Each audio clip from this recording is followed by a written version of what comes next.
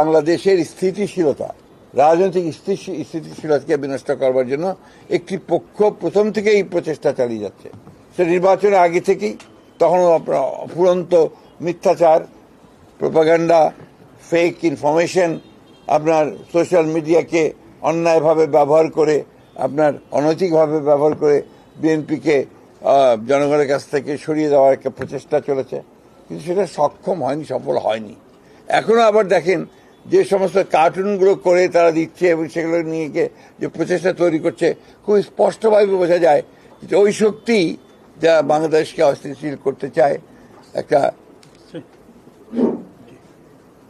একটা আপনার ইনস্টেবল অবস্থায় নিয়ে যেতে চায়, অনিশ্চিত অবস্থায় নিয়ে যেতে চায়, তাই এই কাজগুলো করছে। আমরা তীব্র নিন্দা জানাচ্ছি।